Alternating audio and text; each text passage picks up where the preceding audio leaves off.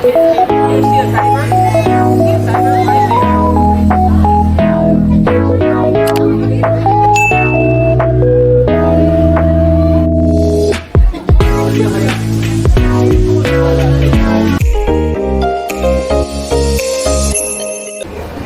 XP, it's been a while since I got the time to edit the video, and for those who are asking about the video or our video here in Singapore, so ito na yung pinakahihintay nyo. And kung napansin nyo kanina is dumaan kami doon sa guest services kasi nagtanong kami sa information kami kailangan pa ba kaming ticket or anything before kami mag-entrance dito sa Sea Aquarium, kasi today is pupunta kami dito sa Sea Aquarium. Yay! Ayun. And yun, dahil nagpabook kami sa Klook, sa mga nagtatanong din kung saan kami kumuha ng ticket, nagpabook kami sa Klook. So ayun, and then sinabi sa amin ng information na ipakita lang daw namin yung barcode na in-email sa amin ni Klook. So ayan, and nandito na nga kami sa entrance. Ang ginagawa ni ate is ini-scan lang nila yung mga barcode namin. So ayan, and then diretso lang pagkatapos namin magpa-scan, yan, inisa-isa nila, and then the names, the barcodes, and then after this, ayan, napakabilis lang ng process nila dito, walang etchos o kung ano naman tanong, and then barcode lang, pakita nyo lang, present nyo lang, and then pag nanghingi ng valid ID, present a valid ID, ayan, and then bumaba lang kami dito sa escalator nila kasi dito yung entrance, and then may mga nag-a-assist naman sa amin along the way para ituro sa amin yung tamang daan, and then ayan, so let's see, and then eto pa guys, nakita na namin yung entrance ng Sea Aquariums, and we're excited about it. We're excited to see the different species of the and different variety of fish, and then the shark also. So yun, pagpasok pa nga lang namin, nakita ko na dito yung alam mo yung tawag sa amin, yung pagi, and then may shark, and then the fish, ayan. And then nag-enjoy nga tong aming kasama na tong aming baby girl na kasama, si Ali. Hi Ali. So yun, maliit na shark dito. So yan, Ali. So, ayan, kung mapapansin nyo kami magkakasama, wala muna kaming pansinan. Ayan. And then, after dun sa underground aquarium, dito naman kami dumiretso sa malaking aquarium nila dito. Parang, this is so big and a lot of fish. So, ayan, abutan pa nga namin si Kuya Diver na may inaayos. I don't know kung anong inaayos niya dyan. Pero, ayan, ang dami-daming fish and colorful. So, nakakamanghain. Ang ganda niyang tingnan. Ang ganda niya sa mata. And, ma-miss ka talaga. So, my God. Ayan. So yan XP, nagstay muna kami dito ng ilang minutes kasi nagpahinga kami, and then after that dumiretso kami dito sa iba't ibang variety of the jellyfish, or kung tawagin sa amin nito is dikya. Amaze ako dito sa isang ito kasi pag natatamaan siya ng ilaw, ang ganda nung combination niya at saka yung reflect ng ilaw, ang ganda niya talaga. So ayan, kung nakikita niyo naman, super ganda niya. And then after that naglakad kami ng konti, medyo madilim nga lang dito. So yan, pero ganyan talaga yung reflect ng ilaw nila dito. And then dito sa kabilang side, charan! So ang cute na itong isang to. So hindi siya cute kasi parang ito yung sa amin yung tinatawag na white dikya, na kapag kumapit sa iyo is dangerous or parang ano.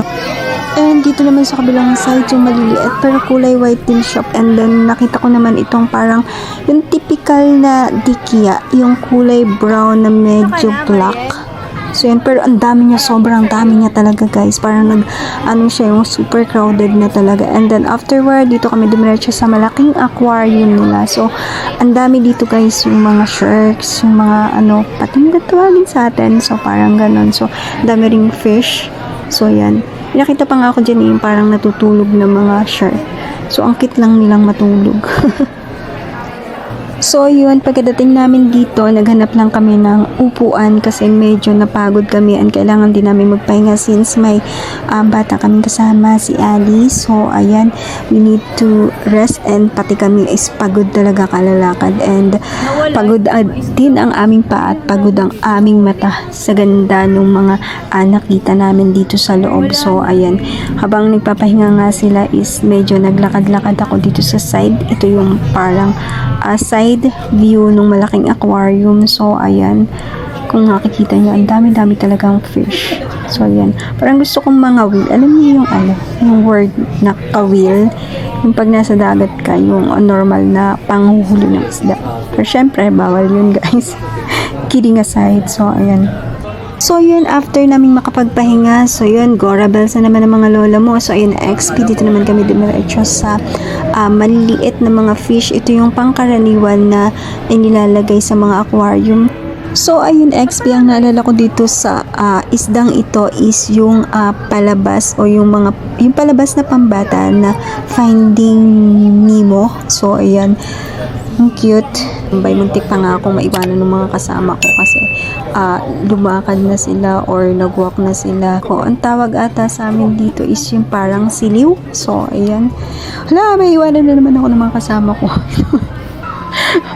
Tambay na tambay, yung tagal-tagal. So, ayan. And then, this one also.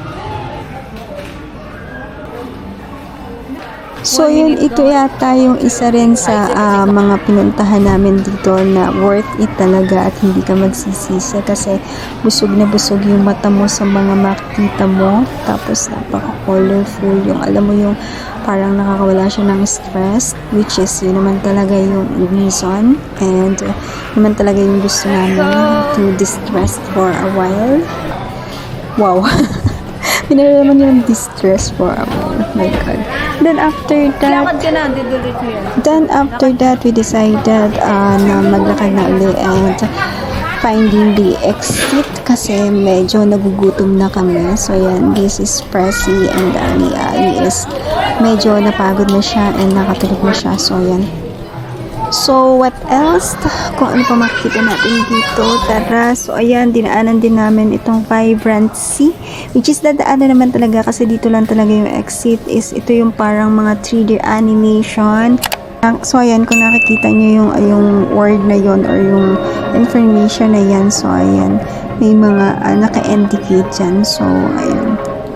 And then, here,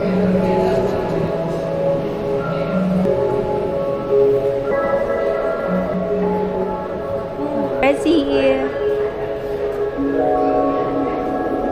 Then